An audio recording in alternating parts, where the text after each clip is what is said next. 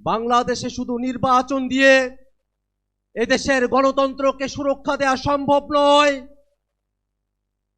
14, 18, 24 নির্বাচন হয়েছে, কিন্তু বাংলাদেশের গণতন্ত্রকে সুরক্ষা দেওয়া সম্ভব হয় নাই।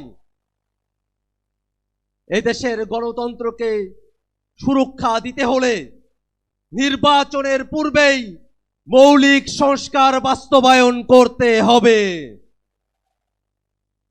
ক্ষমতার ভারসাম্যের প্রশ্নে উচ্চ কক্ষে ভোটের অনুপাতে পিআর পদ্ধতিতে নির্বাচন আয়োজন করতে হবে। পিআর পদ্ধতিতে নির্বাচন হলে উচ্চ কক্ষ চাই না, এই বক্তব্য যারা দেয় তারা জাতির সঙ্গে প্রতারণা করে। ভাইরা আমার,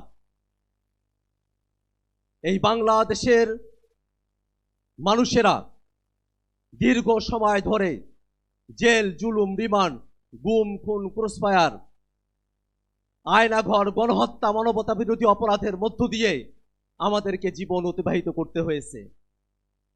এই বাংলাদেশের মুসলমানরা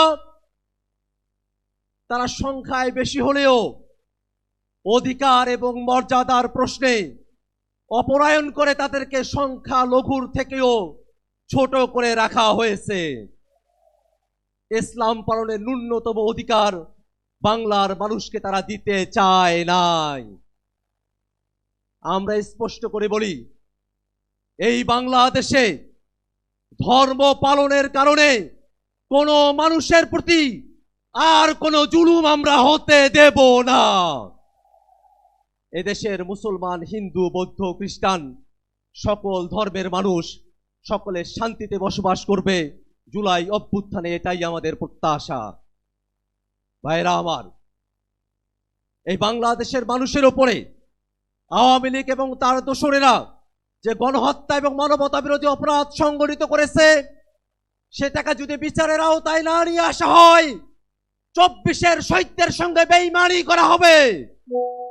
অতএব বাংলাদেশে ভবিষ্যতে যাতে আর কোনো ফ্যাসিবাদ এবং স্বৈরাচার জন্ম নিতে না পারে, ঠিক এই কারণে আওয়ামী লীগ এবং তার দোসরদেরকে অবিলম্বে বিচারের আওতায় দাঁড় করাতে হবে। ভাইরা আমার, বাংলাদেশে জাতিসংঘের মানবাধিকার কমিশনের অফিস হবে। রাজনৈতিক দলগুলোকে আলোচনার বাইরে রেখে অন্তর্বর্তীকালীন সরকার এই সিদ্ধান্ত নিতে পারে না।